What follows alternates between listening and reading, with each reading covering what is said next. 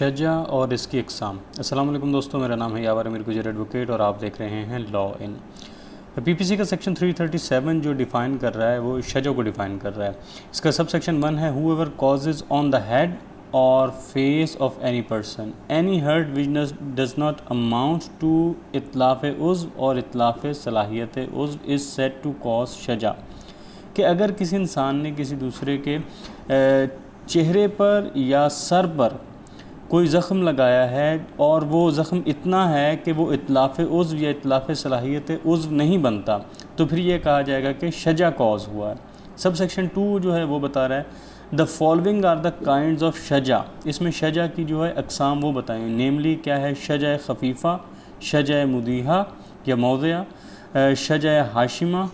شجع مناقلہ، شجع عامہ اور شجع دامیہ، یہ اس کی اقسام ہیں۔ اس کا سب سیکشن جو 3 ہے یہ ڈیفائن کر رہا ہے whoever causes شجع without exposing bone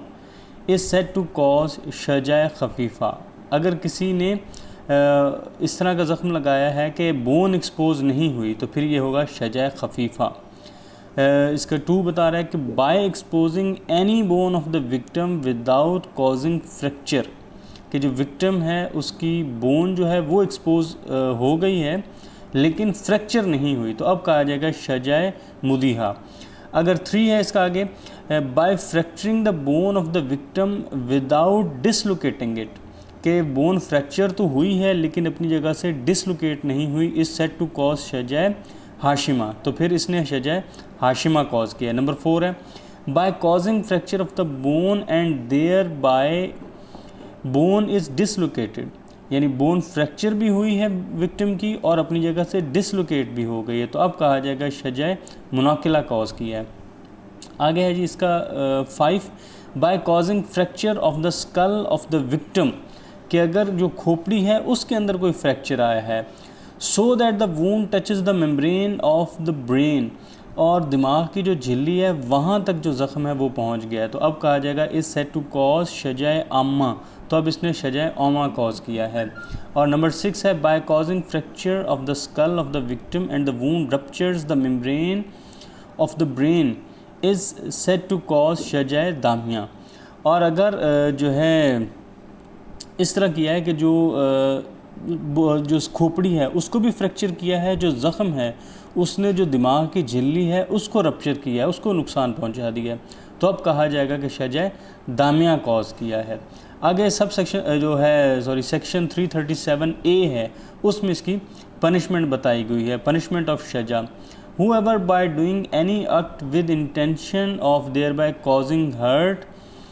to any person or with the knowledge،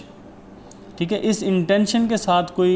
عمل کرتا ہے کہ اس سے وہ کسی انسان کو نقصان پہنچائے گا، یا اس نالج کے ساتھ اس کو یہ علم ہے that he is likely thereby to cause hurt to any person causes، یا اس کو یہ علم ہے کہ یہ جو میں کر رہا ہوں اس سے کسی انسان کو ایسا نقصان پہنچ سکتا ہے، اور پھر وہ کیا کرتا ہے کازز شجع خفیفہ ٹو اینی پرسن۔ اگر پہلے ہم نے ڈیفائن کر چکا نا کہ شجع خفیفہ کیا ہوتا ہے، اگر شجع خفیفہ اس نے کسی کو کاز کیا تو شیل بی لائبل ٹو دمان، تو پھر یہ دمان کا لائبل ہوگا، and may also be punished with imprisonment of either description for a term which may extend to 2 years as تعزیر، اور اس کے ساتھ ساتھ اس کو تعزیر کے طور پر قید کی سزا بھی ہو سکتی ہے جو کہ 2 سال تک جا سکتی ہے،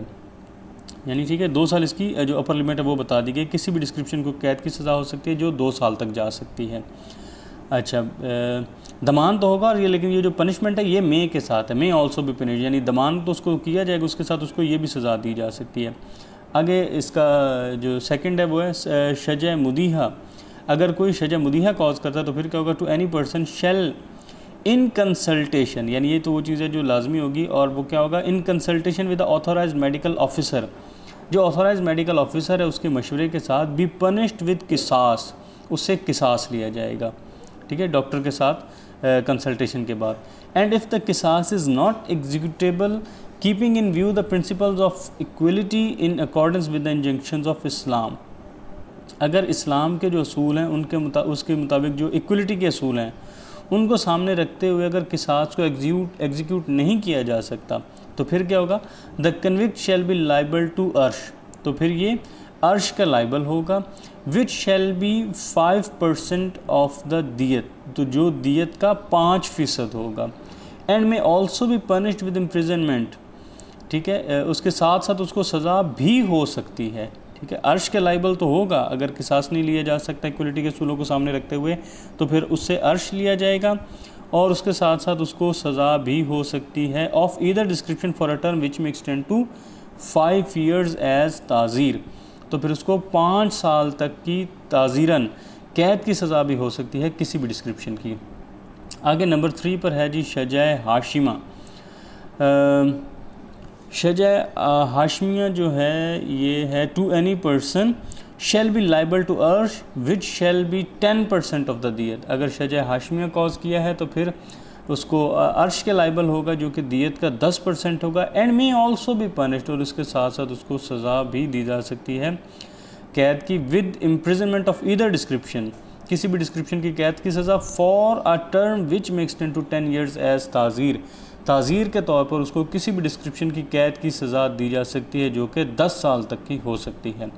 اچھا، اگر اس نے شجع مناقلہ کاز کیا ہے ٹو اینی پرسن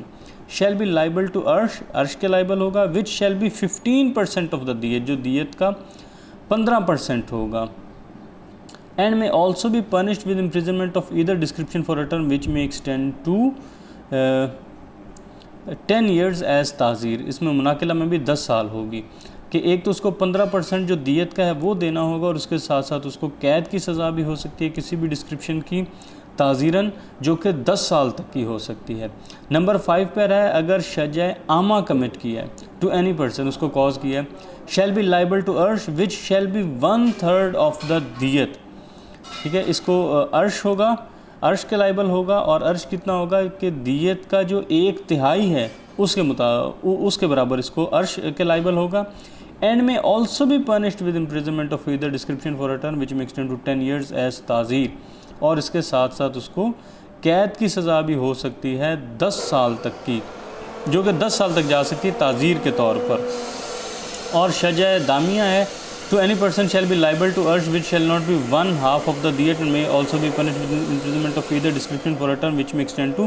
14 years، اگر شجع دامیہ کاز کیا ہے تو پھر وہ عرش کے لائبل ہوگا جو کہ دیت کا آدھا ہوگا،